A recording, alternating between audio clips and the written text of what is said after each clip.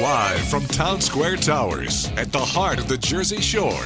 Wake up with Jeremy Grunin. Get up, get out, do something. Join the conversation. 732-505-1160. News Talk Radio WOBM AM 1160 and 1310. Listen online at WOBMAM.com. Hey, welcome back. Wake up with Jeremy Grunin. 6:08, Tuesday, May 3rd. 53 degrees, heading up to 55 today and rainy. WOBM AM 1160 and 1310 News Talk Radio. Streaming live on the Radio Pup app and WOBMAM.com. 732-505-1160 to join the conversation. We are now joined in studio by Dan Duddy Jr. and Dan Duddy Sr. So welcome, fellas. Thank you for joining us this morning. Good morning, Jeremy. Good morning. Cool. Dan, I know the... That's going to be awkward for me the whole time. Right? Junior and senior. All right. So I'm not calling you junior, that's for sure, because you're bigger than me. Yeah, and you're bigger than me too. Yeah. All right. So you guys have certainly a very interesting story to tell. So certainly a sad story, but I think one that that has a very motivational ending. Although we haven't gotten to the ending yet. So why don't you tell our listeners a little bit about why you're here? Thank you, Jeremy. And I have to say it's great to see my son, Danny, too.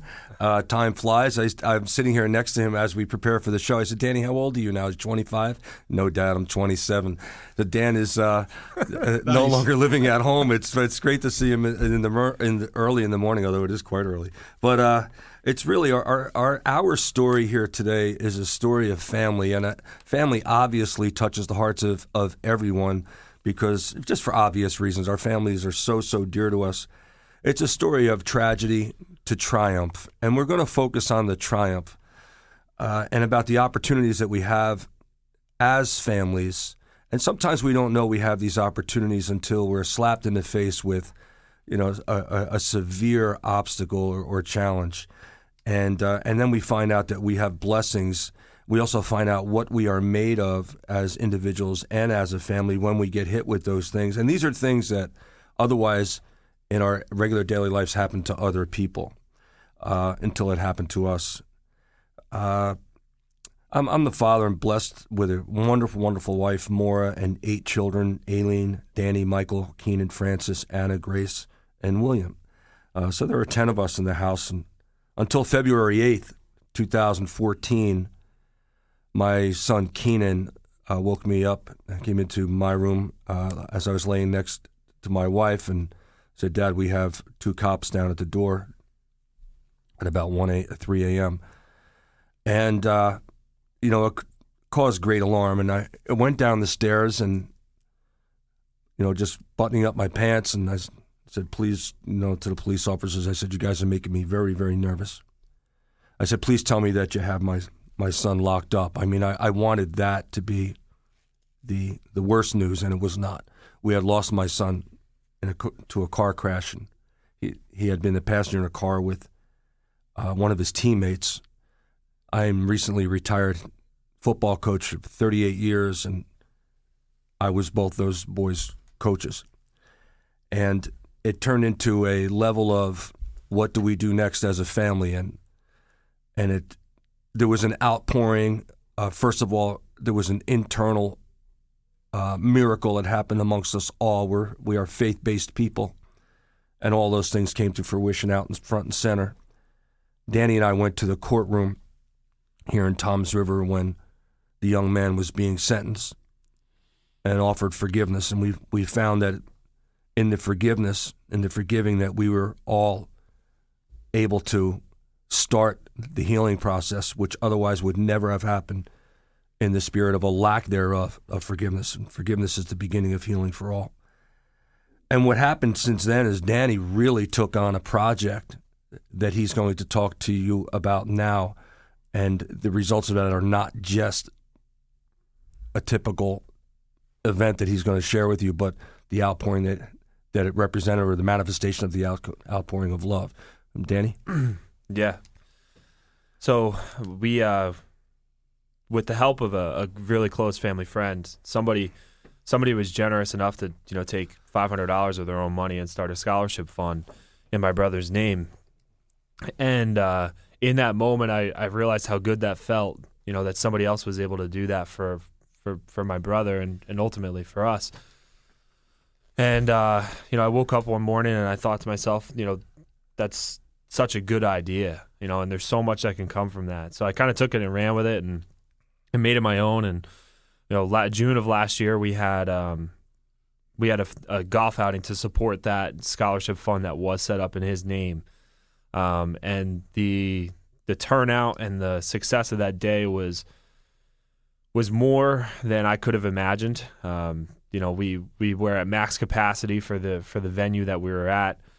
We sold out in 3 weeks. The people that traveled in from not only the tri-state area but just across the country, that were lost, extended friends and relatives that came in, and really it's gained a lot of momentum. And we're heading into year 2 here for our memorial golf outing, and we're sold out again. We were able to add an additional 50 people with kind of extending the venue out a little bit and getting creative with spacing. But that golf outing is supporting a scholarship fund that we feel is going to impact a lot of people because of the amount of money that we've been able to raise. And I think the fact that the tragedy happened and now my brother's name is going to be attached to money that's going to help kids, get a great education in this area and impact kids from not only southern Ocean County, but Central Ocean County, Northern Ocean County. I feel like that name of Fancis Duddy attached to that money that's going to help them get a great education is just going to make a lasting impact. Because I know the scholarships that I got in high school, I'll never forget those. Yeah. So I think just carrying on his name and continuing that memorial fund is gonna do great things. There are great messages and legacy in this, as men especially. Obviously our women, of course, want to be remembered as well once they're long gone from planet Earth. But we find that through this, once again, so-called tragedy, that the word legacy just seems to be so much more profound in us as men. That we want to be remembered when we're done. We want to be remembered for having done something good. We want to touch the lives of generations after us. And that was another great spiritual message that came from Fancis. And Danny's perpetuating that, through a simple venue like a golf outing. We see them every weekend. Right. We've played in the mall, and, I'm a hacker. I hope that I break 120 someday, and I'm exaggerating slightly, But it's just the outpouring. Fancis was an amazing dude. He truly was. I know I'm his dad, but his spirit, his enthusiasm, the way he lived was a pain in the neck to those that had to enforce rules.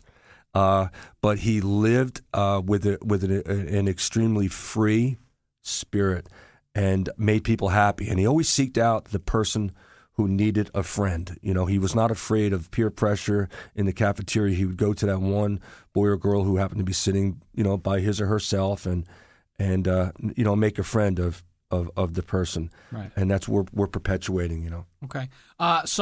There you have kind of the background of kind of where we're at. This is the Fancis Duddy Memorial Golf Outing, which is Saturday, June 25th. Yeah. Right. And check in at 9:30 a.m. Et cetera, et cetera. Go throughout the day at the Old Orchard Country Club. But we'll do all that later. When we come back, though, Dan, I really want to kind of you're kind of a legend in your own right here in town, and I know that you've this isn't just about a golf outing. You're kind of taking the show on the road and doing your thing to help others throughout. So I'd like to talk about that when we get back. All right. Yep. We are here with Dan, and I'm going to go with Danny Duddy. That makes it easier because junior and senior just throws me off. Wake Up with Jeremy Grunin right back after this. Wake Up with Jeremy Grunin wherever you go. Download the Radio Pup app for your smartphone or tablet. News Talk Radio WOBM AM 1160 and 1310. Welcome back. Wake Up with Jeremy Grunin. We are here with Dan Duddy, Jr. and Senior. Dan and Danny for, Danny would be Junior in case. That makes sense. We'll figure that out. All right. So, Dan, I know you've been in town for a few years now, right? You've been around a little bit. So why don't you tell folks a little bit about your background? I've been around so long. I was born in Point Pleasant Hospital, which doesn't exist. Right. I coached football for 38 years. I played football at Brick Township High School under the very much storied Warren Wolf, and coached for him for 14 years. So having played and just turned 60 years old, I think there's been 48 football seasons in my life. So it tells you a little bit of something about my wife, who refers to herself as the, up until this year, the football widow, and having 8 children. She's just an amazing woman.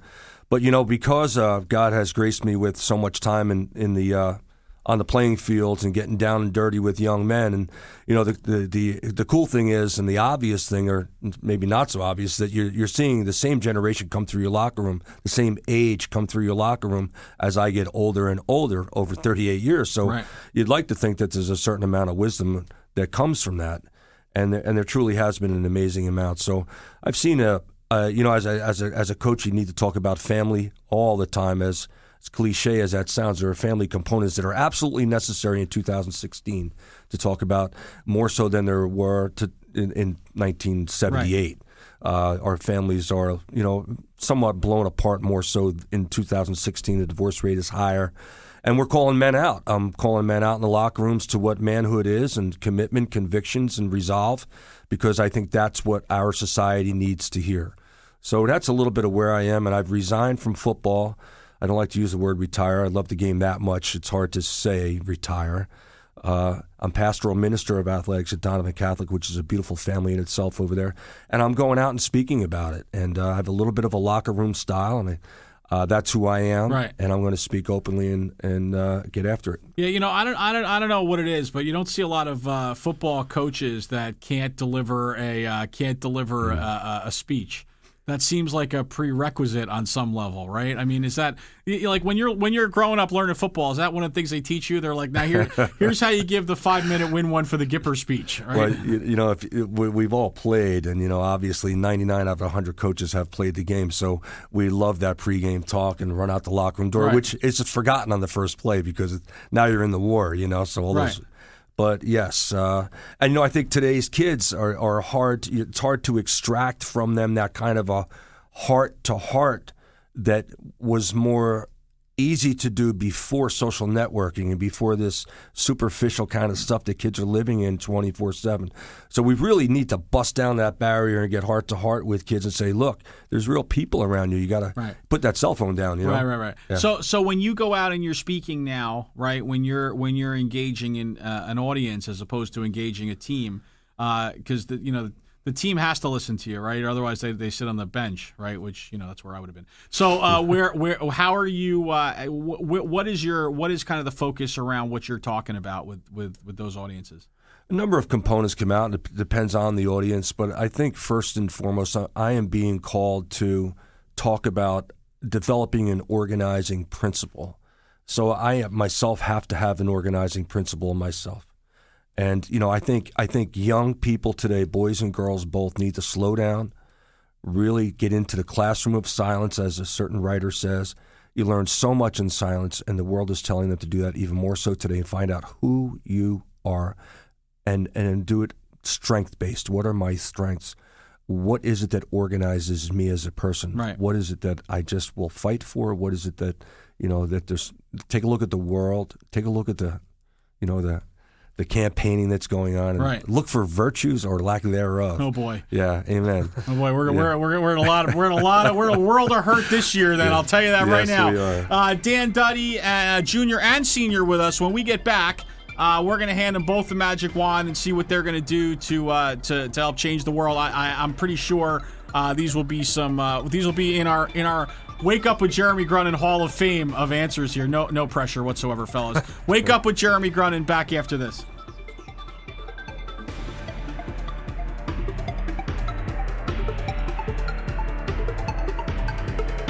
Wake Up with Jeremy Grunin. News Talk Radio WOBM AM 1160 and 1310.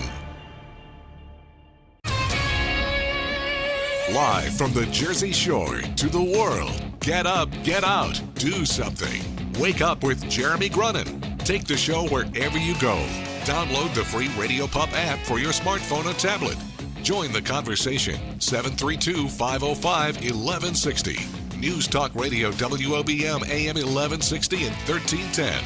Listen online at WOBMAM.com. Hey, welcome back. Wake Up with Jeremy Grunin, 6:34, May 3rd, Tuesday, Election Tuesday in Indiana. 53 degrees, get up to 55 and rainy. WOBMAM 1160 at 1310 News Talk Radio, streaming live on the Radio Pup app and WOBMAM.com, 732-505-1160 if you want to join the conversation. We are talking to Dan and Danny Duddy, Dan Junior and Senior, talking about the Fancis X Duddy Memorial Scholarship Fund, the golf outing, which is coming up at the end of June. So, Danny, I know we were talking in the break a little bit about what your kind of vision is. So why don't you give people kind of the history, where it's going and where it's going to? Sure.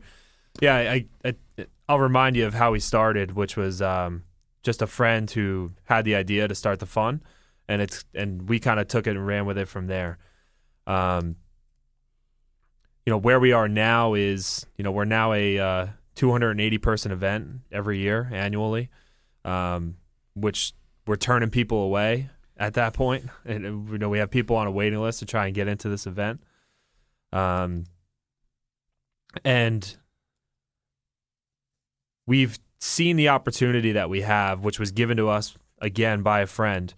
We've seen the opportunity now where we could really take this thing and run with it. Because of the support we've seen from friends and family and extended friends and people who we've never met. So it's kind of given us the opportunity to think bigger, because it started as a small time idea, that we were just hoping to make a bigger impact than that was currently being made. So now the outing itself it not only represents fundraising for a good cause. But it's in memory of my brother, which unfortunately, died due to a tragedy which involved alcohol. So a byproduct of this whole thing is that subsequently the message gets sent that attached to the money that we're raising, that what happened was truly a tragedy. Right. So our hopes is that after this year that we can take this event and really turn it into a bigger impacting organization, right. Rather than just a one-time event which raises money for an annual scholarship fund. Right. Okay. And listen, so that's great, and I think that you're certainly well on your way based on how quickly you sold out and how many folks are already engaged in your what will ultimately be your flagship event that starts the foundation off in a big way. So now we have we come to the part where we give you the magic wand, the magic pixie dust, the fairy dust. You wiggle your nose and make something happen. We ask you what you're going to do to kind of make an impact. I have some ideas of where you might head with this, but I'll leave that to you. So, in deference, Danny, we're going to start with you. What are you doing with that magic wand? What are you impacting? Well, yeah, it would certainly have to be a magic wand for sure. But if I had one and I had the opportunity to use it, I would expand what we're doing as wide as we could, and be able to raise the awareness around how easily it is to fall into the trap that my brother and his teammate fell into.